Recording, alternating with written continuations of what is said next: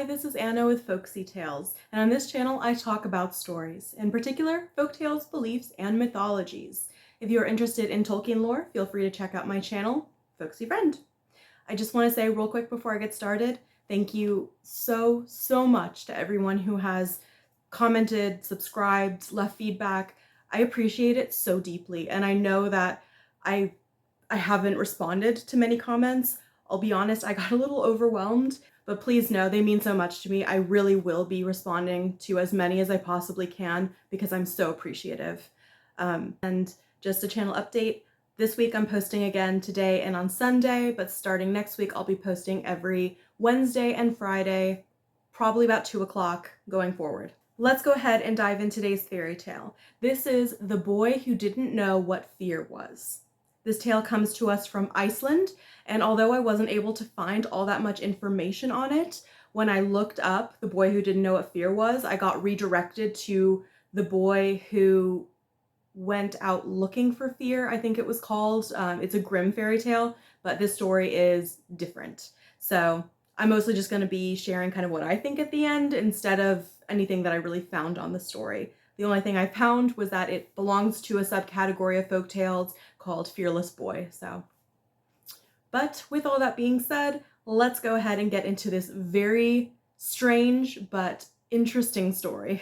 Once upon a time, there was a boy who had no fear. He was so unafraid, it turns out, that his parents could not frighten him into being obedient to them, which I suppose says a lot about their parenting skills if the reliance was on fear. But they decided that this was such an imposition that they could not raise their son. So they dumped him off on the local priest and asked him to raise the boy instead.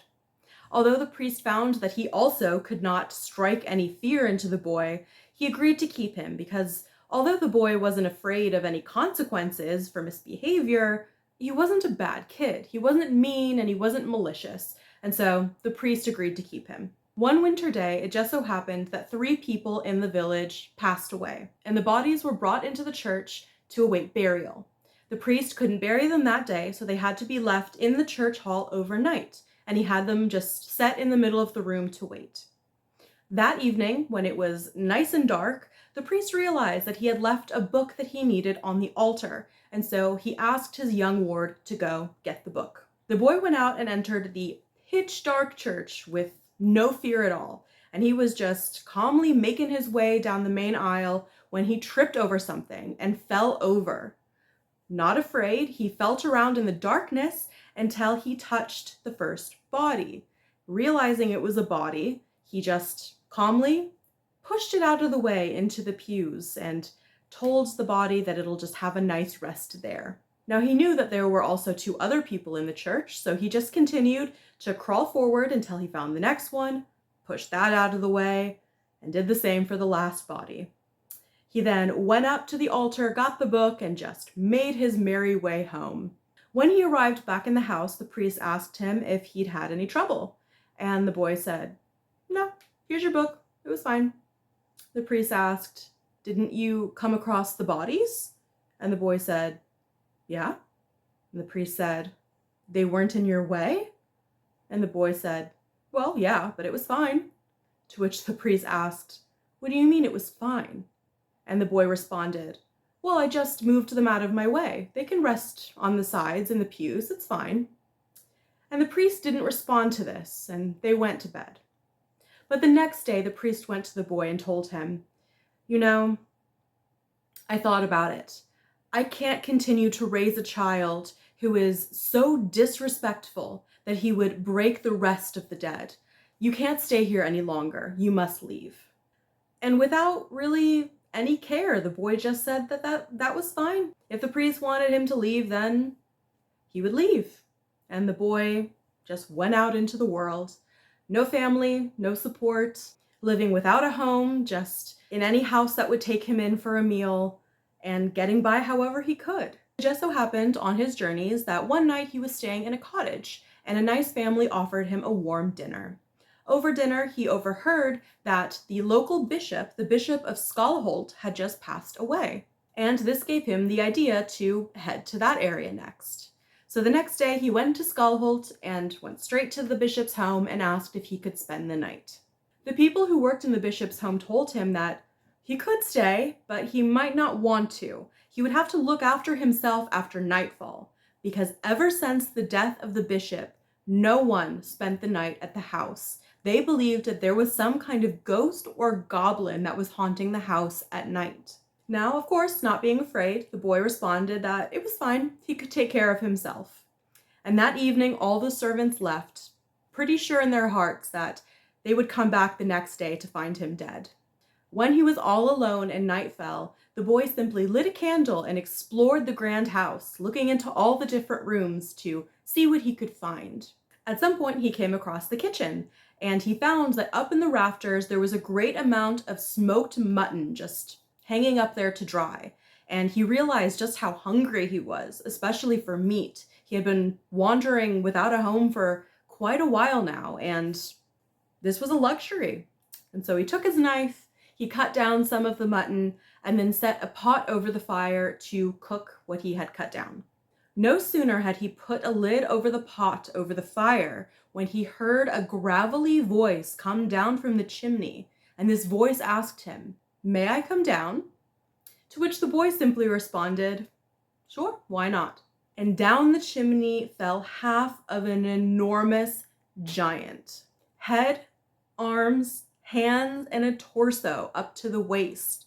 These parts fell down onto the floor and did not move. A little bit later, while he was waiting for the meat to cook, another voice called down to him and asked, "May I come down?" To which the boy responded, "Sure, why not?" And this time fell down the waist and thighs of a mighty creature. And again, when these parts hit the ground, they did not move. Then, not long later, a third voice called out and asked again, "May I come down?" To which the boy simply said, "Well, you're going to need legs to walk, so come on down."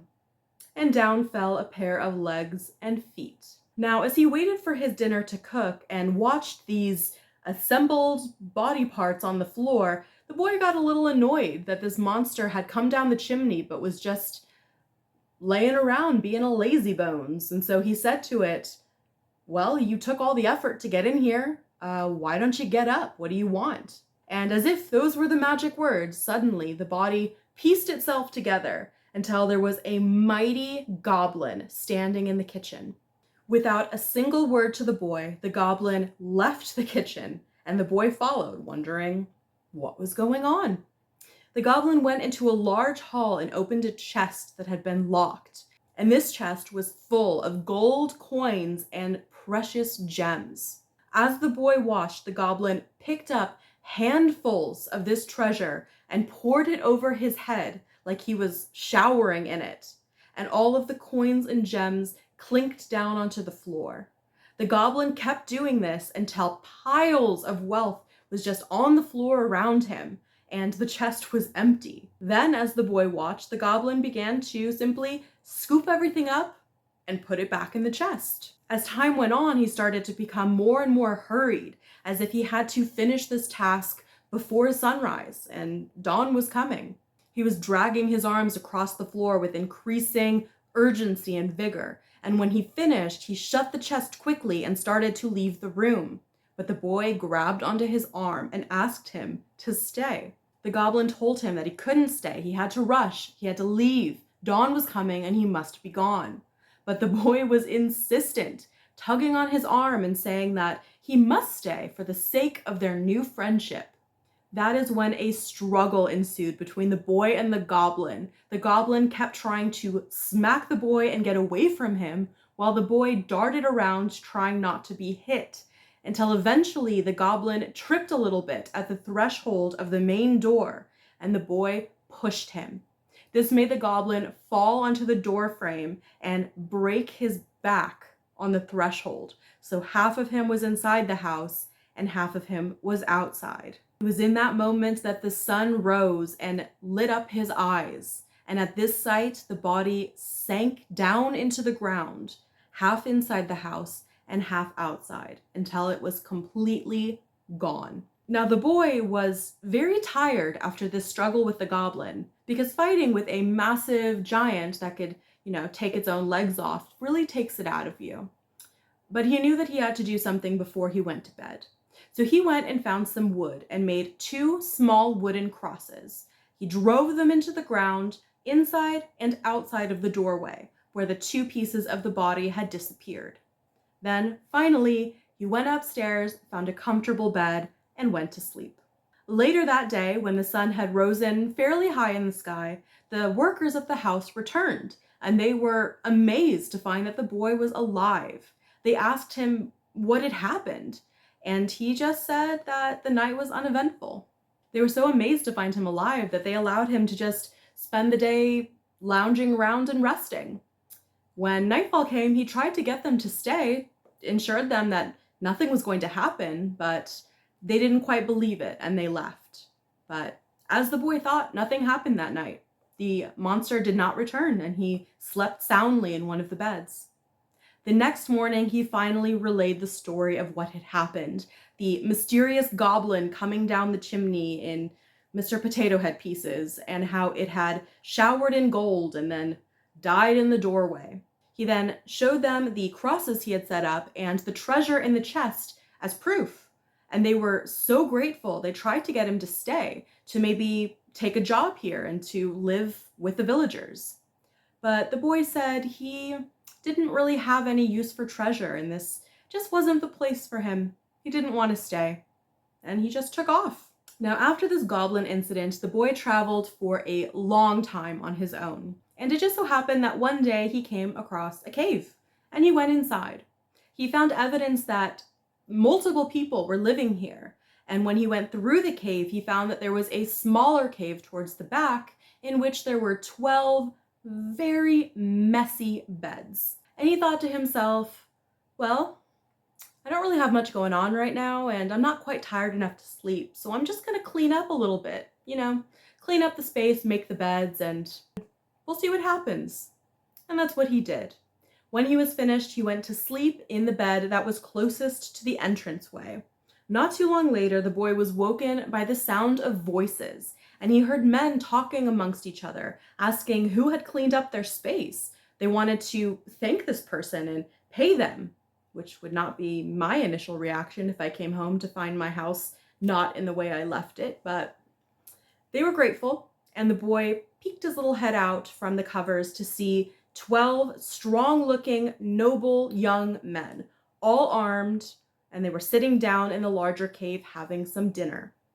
When they were finished, they went to their smaller bedroom cave, and each of them went to their beds, except the 11th man, who found that there was a boy sleeping in his bed. Amazed, he called over his friends, and they asked him if he had been the one to clean up. He said that he had, and they asked him if he wanted to stay, if he wanted a job. See, they were busy every day from sunrise to sunset fighting their enemies, and they never had any time to clean or really do chores. They could really use a servant. And he asked them why they had to fight every single day from sunrise to sunset, to which they told him they weren't sure why, but their enemies every day rose from the dead and would attack. If they were not out of the cave by sunrise, the enemies would come in and slaughter them in their sleep. So they had to wake up early, go out to the field of battle, and fight all day until their enemies were slain, then wake up the next day and do it again. At hearing the story, the boy agreed to stay. The next morning, as they said they would, the men got ready before the crack of dawn and went out to fight their enemies. Now, the boy sneakily followed them until he could see the field of battle where they went every day. And keeping this route, this path in mind, he then went back to the cave and did all the chores that these men had been neglecting. And that night when the men returned, they were incredibly grateful to find that they didn't have to spend any more time or energy on cave work, housework, chores. They were just able to eat their dinner that was already prepared and go to sleep. But that night, as we can probably guess, the boy is a very curious sort of person. The kind of guy that just lets body parts enter a house, if they ask nicely enough. And so he decided that he was going to sneak back out to that field of battle to try to figure out how it was that these enemies were coming back from the dead. So he found the best fitting armor and weaponry from the men, and he snuck out onto the field. He waited kind of in some bushes and just watched all of the bodies of the enemies, and they lay there for a long time. When dawn started to pink in the sky, he wondered, well, they're not up yet. Is this going to happen? Maybe tonight's the night they don't wake up. But just as he thought that, a mound of dirt near the battle site opened up to reveal an old witch in a long blue cloak. And this witch had a glass vial of some kind of potion with her. She went over to one of the men and rubbed her potion on the man's neck and then stuck his decapitated head right back on the body. This man woke up sort of in a daze, looking kind of tired, and she moved over to the next person. Now the boy, seeing her do this twice, understood what was happening. Maybe not how, but he understood what was happening. And he burst out of his hiding place and quickly did away with the witch. And then the boy decided to find out if he also could perform this miraculous feat of bringing people back from the dead. And so he took the potion and he brought one of the men back, and then did it again and made a little game out of it, that's something a child does, a normal child, a well-adjusted child. And that was how the men found him. The next morning they arrived, except one of them didn't have any weapons or armor, and they were astounded to find that their enemies were still dead. And they asked the boy, how did you do this? How did you do this? Like, we can't thank you enough. We're free from this now. And the boy explained what had happened and demonstrated his little new party trick of bringing someone back and then again. And despite the fact that this is undoubtedly a miraculous thing, they responded in a way that I personally would not have seen coming, and that was to make a good old game out of using this potion. They all took turns cutting one another's heads off and then bringing each other back to life so they could experience what it felt like to die. And it was a grand old time for a while. They were just laughing and carrying on until it was the boy's turn one round, and they accidentally stuck his head on backwards. Because, you get careless after a fun day of decapitating your friends. And when the boy came back for the first time in his life, he was terrified. He started screaming and begging them to free him from this horrific sight. And they quickly, and then stuck it back on the right way. And he came back as his normal, well-adjusted, dismemberment-loving self. And hopefully they realized that they should not continue doing what they had been doing, but who knows? All we know is that from that day forward, that young boy stayed employed with those men, and no further stories were ever told of him. And that was the boy who did not know what fear was. I think there was more going on with him than just not knowing fear, but who am I to judge? I'm actually kind of speechless. I wasn't even speechless after the juniper tree. I think it's just something about the joy, the fact that they made their little into a game. I don't know. Tell me, what would you, if you knew you had this potion that would bring you back, if you, and then put it back on, would you do it just to see what it was like? And if you did, would you then continue to do it for an entire afternoon until, well, I guess, that saying, it's all fun and games until your head gets stuck on backwards and you have an existential crisis in this case. I do have to say, I'm not sure how I feel about the boy doing away with the goblin. We know that the goblin was haunting the house, but nothing in the story said that the goblin had hurt anyone. And all we saw was that he was having a grand old time just pouring money over his head, which, that sounds like that sounds like fun. And then he wasn't even trying to hurt the boy until the boy started trying to force him to stay past dawn and kill him. So, did that boy murder that goblin? I don't know. When I mentioned in the beginning that I didn't find a whole lot of information about this one, I'm guessing there probably is information that's just not in English, which is fine, you know. If you've ever heard this story before, I'd love to, hear what you know about it. I just don't know what I can say except my personal opinion, which is I just hope those men keep an eye on that kid because he gets into some shenanigans. I will be back on Sunday with a story about some Celtic witches called the 12 Horned Women. And then next week, like I mentioned, I'm going to be posting on Wednesday and Friday, and then that's kind of how it'll go into the future.